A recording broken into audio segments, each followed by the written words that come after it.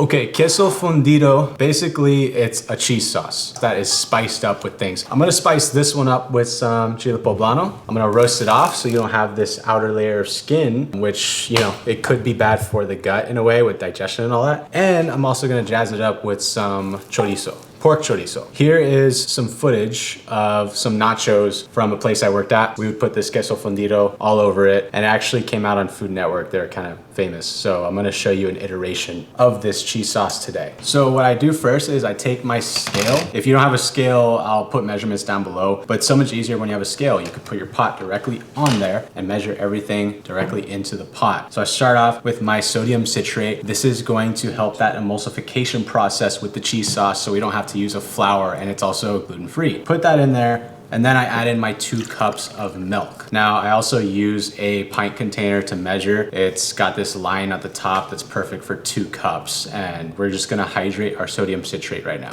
I get this pot on the heat, and I have to bring that milk up to a simmer to hydrate the sodium citrate. Once that's good, we toss in our cheddar cheese. So it's also important to note that I'm shredding it myself, because if you buy that pre-shredded stuff, it usually has like a coating of flour and chemicals on it to keep it from caking. Shred it yourself so you don't have like all that flour and stuff adding to your sauce. Now what we want to do is just cover this guy, remove it from the heat, and we're gonna let that cheese sit in there for like 5 to 10 minutes and then soften it up before we give it a little blendy blend with the stick blender. Okay, once time has passed, we need to add in some other stuff. What we've got is some morita chipotle. It's got like a nice smokiness. It's not too spicy, but it adds a little bit of a kick. I'll have it linked down below if you guys want to find this stuff right here. It's really good quality. And then after that, I added rice wine vinegar. Some people think this sounds weird, but it's very necessary when you're making a cheese sauce like this. If you don't add it, it's gonna be very grainy to the tongue and you'll notice it. So add in that rice wine vinegar and it'll end that graininess and it'll be smoother. Once you've done that, we add in the salt to taste, and then we just blend the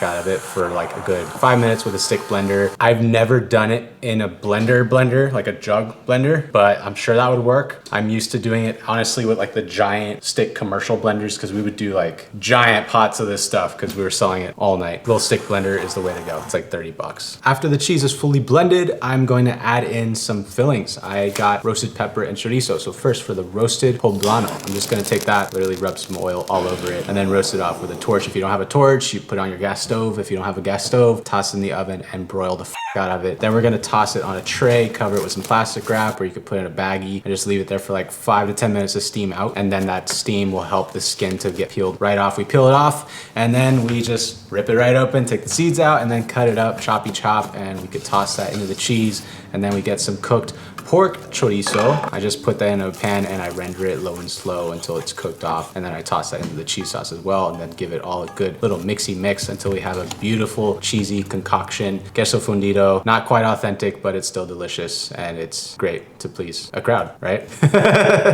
It's cheese. Put it in a pot, you put it in the center of the table, and everyone just dips their stuff into it. Their stuff, their chips, whatever is on the table. It's cheese sauce. Should we make nachos? Let's make some nachos. Now for the vessel. We're gonna do some corn tortilla chips. So you can do flour tortilla chips, corn, whatever. You could just buy them if you want, or if you have tortillas laying around like I do, just fry them up and then make a little concoction of jalapeño, citric acid, and kosher salt. It's a really delicious topping for your chips, by the way. I'll have all the ingredients down below. I went ahead and I got rice oil to 350 degrees Fahrenheit, tossed my chips in there, and then I used a spider. It's this thing that is like circular and round. It's kind of like netty, meshy, so you can pull your chips out of the oil. It's called the spider. I just agitated the chips so they don't stick together and waited till they turned a little GBD, golden brown and delicious. Put that into a bowl, tossed it with our spice blend. And there we go. We've got queso fundido, put on a plate, surround your chips around that cheese or pour the cheese directly on top. I don't care. It tastes the same. Just eat it. That's money right there, dude. That is so good. That's everything I want it to be. Here you go. Thank you. F***ing delicious. I mean, you can't go wrong. It's cheese and chips. It's a crowd pleaser. It's honestly like a dish on its own, you know? You could make nachos. You could dip a taco in it. What else would you put in this? Should we dip this entire tomahawk steak in it? I don't know. Comment down below. What should we do next? But we're back. Landscape, as you can see. We're doing the whole rectangle thing. So let us know if you like this format. We're gonna keep doing it, maybe. I don't know, we'll see. That's it.